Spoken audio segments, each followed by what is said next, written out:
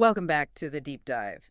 Today, we're jumping into the life of someone who really embodies one of Hollywood's most fascinating contradictions, Edward James Begley Jr. hmm Ed Begley Jr. If you watch movies or TV, you absolutely know his face. He's been in, well, hundreds of things since the late 60s. Just a constant presence. Right, the definition of a character actor. You see him, you know him. Yeah. But the focus of our deep dive today is looking at how that incredibly public profile. The actor profile, yeah. The guy playing doctors, nervous lawyers, the brilliant mockumentary stuff. How that sits right alongside this completely different private life, a life dedicated for decades to some really hardcore environmental activism. And when we say hardcore, we mean it. It's a level of commitment that's almost become legendary, sometimes even a bit of a running joke, you know? Exactly. So we've got this comprehensive biographical overview, a lot of career details, and our job today is to really distill that, compare the Hollywood persona with this, frankly, pioneering sustainability effort.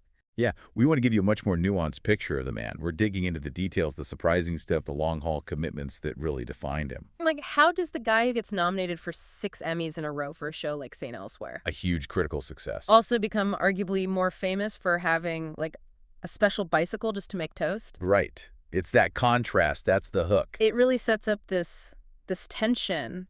How do you navigate the, let's be honest, often wasteful world of Hollywood High energy consumption, lots of travel. while living this incredibly disciplined, low-impact, sometimes even self-mocking green lifestyle?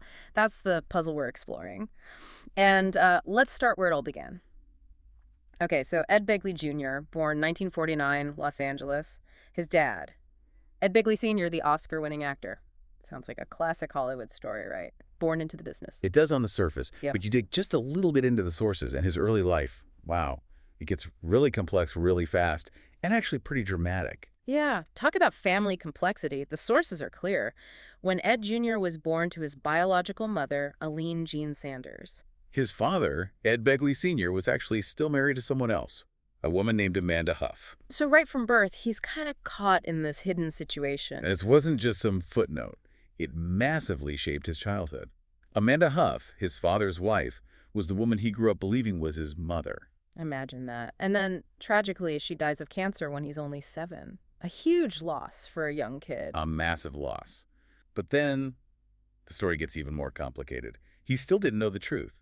The sources say he believed Amanda Huff was his biological mother until he was 16. 16? That's well into your formative years. Exactly. Only then, after believing this his whole life, did he learn the truth and eventually meet his birth mother, Aline. Wow. That's a heavy thing to process as a teenager. Finding out your whole understanding of your family, your origins, wasn't accurate. It really is. You have to wonder what that does to your sense of identity, your sense of trust. It suggests he needed some serious resilience right from the start. Maybe, and this is just speculation, but maybe that early experience with secrets is part of why his later environmentalism was so transparent, so public. That's an interesting thought, like a reaction almost. Yeah. Needing everything out in the open after a childhood that wasn't? It's plausible. So alongside this family drama, his childhood also involved moving around quite a bit following his father's acting work. Right. He spent a good chunk of his early years, K through 7th grade, out in Merrick, New York. Attended a private Catholic school there, Cure of Ours. Why New York? His dad was doing Broadway at the time, so you get this East Coast structured Catholic school upbringing for a while. Which must have been a real contrast when they moved back. Totally. Around age 13, they head back to California. He ends up graduating from Van Nuys High School in '67, then goes to Los Angeles Valley College.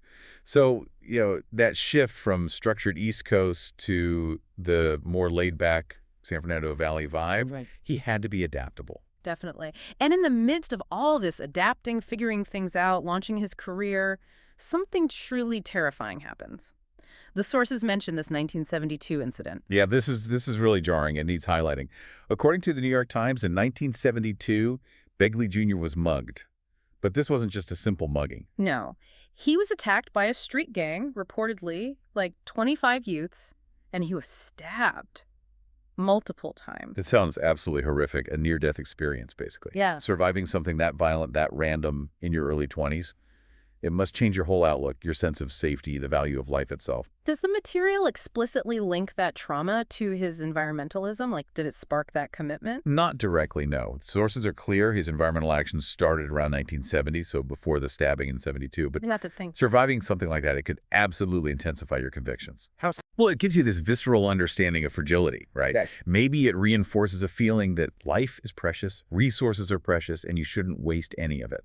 Whether it's time or, planetary health, it grounds you in a really harsh reality, maybe pushes you away from Hollywood superficiality. That makes sense. A profound reality check. Yeah. So he recovers, he pushes through, and he starts building that acting resume in the 70s. Yep. And you see that adaptability again. Guest spots everywhere. Maude, Room 222, even My Three Sons. Yeah. Plus recurring stuff like on Mary Hartman, which was pretty out there for its time. He's putting in the work, learning the ropes of television. Absolutely. And here's a fun little piece of trivia the sources mention. Yeah. For a short time, he had an improv act with Michael Richards. The Michael Richards? Yeah. Correct. The very same, long before Seinfeld, obviously. But it shows Begley was right there in that L.A. comedy scene, developing those timing and character skills. You can kind of see how that might feed into his later work, especially the mockumentaries. Mm. And all that varied experience in the 70s doing comedy, drama, guest spots, it really set the stage perfectly for the role that became his anchor, the one that gave him real stability and made him a household name, basically. You're talking about St. Elsewhere, Dr. Victor Ehrlich. Exactly. That show was huge for him. It ran from 82 to 88. That's 6 seasons, 137 episodes. A really solid long-term gig. And it wasn't just steady work, it was acclaimed work. The sources highlight this amazing streak, 6 consecutive primetime Emmy nominations for Best Supporting Actor, 6 years in a row, plus a Golden Globe nomination. That consistency is incredible. It tells you he wasn't just lucky, he was delivering a high-quality performance year after year. We should probably remind people, St. Elsewhere, it wasn't like a massive #1 ratings hit, was it? No, not at all. It often struggled in the ratings, actually. Yeah. But it was a huge critical favorite. Loved by critics, respected intensely within the industry, which in a way might have been perfect for Begley. How so? Well, it gave him that 6 years of stable, respected work without the kind of overwhelming, maybe destructive level of fame that comes with being on a monster hit show. It offered stability. Yeah. And combined with his famously frugal lifestyle. Right, the environmentalism kicking in. It probably gave him significant financial freedom and career flexibility later on. He wasn't trapped. And that flexibility shows if you track his career after St. Elsewhere. He becomes this go-to guy for memorable, recurring roles. His range is pretty impressive. It really is. You can almost group his modern roles. You've got the serious professional types, like Dr. Linkletter on Young Sheldon. Sheldon's kind of prickly colleague, yeah. Or Clifford Maine on Better Call Saul. The senior partner, very buttoned up, very respected. That serious drama side. Then he can flip completely. He does the eccentric rich guy brilliantly. Stan Sitwell in Arrested Development is just classic. Oh, totally. The ongoing rivalry with the Bluths. Perfect deadpan comedy. And then there's the genre stuff, too. He was Green Bean, a Viper pilot, way back on the original Battlestar Galactica. He played a senator on The West Wing. He pops up in 6 Feet Under, Veronica Mars. He's just reliable. Mhm. He brings this Pacific energy, intelligent, maybe a little anxious, but always grounded. A true chameleon, but you always know it's him. But this professional success story connects back to something really personal the sources emphasize, the importance of mentorship in his life. Yes, this is key. He's been very open about how older veteran actors really guided him, not just in acting, but in how to approach life in a long career. The big one is William Daniels, right? Dr. Craig on St. Elsewhere. Their on-screen chemistry was legendary. That famous Mutt and Jeff dynamic, yeah. Daniels' character always yelling up at the much taller Begley.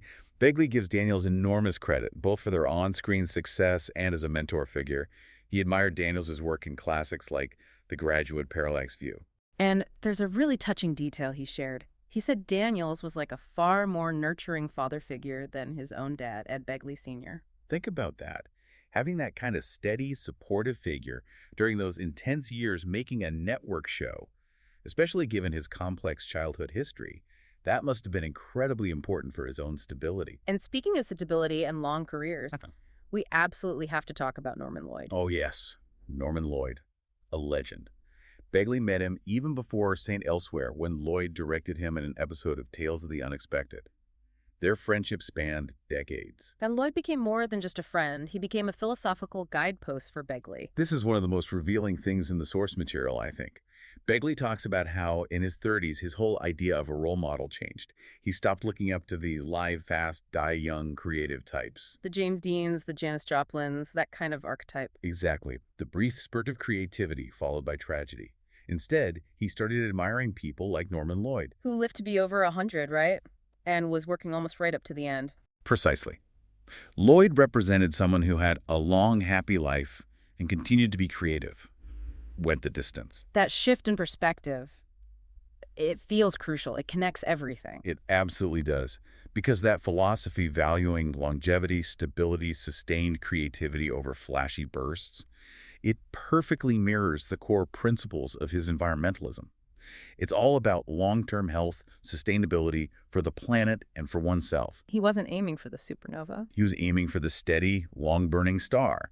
And that philosophy really shines through when you look at his environmental work. Okay, so let's really dig into this eco-activist side. Because the key thing here, as the sources stress, is when he started. This wasn't a late-in-life passion project. Not at all. We're talking 1970. That's the year of the very first Earth Day. And Begley wasn't just, reading about it. He was doing things. Like what? What were the first steps? He started recycling seriously. He became a vegan. And maybe most notably for the time, he got his first electric vehicle. Which wasn't exactly a Tesla back then. Huh? No, definitely not. The sources specify it was a tailor-done think, like an electric golf cart, basically a small utility vehicle. Okay, picturing someone driving a golf cart around Los Angeles in 1970. That's commitment. Yeah. What does that tell you? It tells you this was driven by pure conviction, not image. It must have been incredibly impractical, probably looked pretty strange. But he was willing to sacrifice convenience, comfort, probably face some ridicule, because he believed in cutting his footprint, decades before it was remotely cool. And that conviction just grew and grew, manifesting most famously in his house, his former home. Ah, yes, the legendary house, which by Hollywood standards was tiny, like under 1,600 square feet. Yeah. And it was basically his personal laboratory for sustainable living. Pushing the boundaries of what was possible then. Solar power, obviously. Of course, solar. But he went further. He had wind power, too, in a suburban setting, which is tricky. Specifically, a pack-wind vertical axis wind turbine. Okay, break that down. Why vertical axis? What's the significance? Well, most wind turbines you picture are horizontal axis, like propellers. Vertical axis ones can capture wind from any direction, which can be better in places with turbulent or shifting winds, like, a neighborhood. It shows he was really researching, experimenting with advanced, maybe less common technologies. He was deep in the weeds on this stuff. He wasn't just sticking a panel on the roof and calling it a day. Not at all. This was serious R&D on a personal scale. And did it work? Did it actually save energy? Did it ever?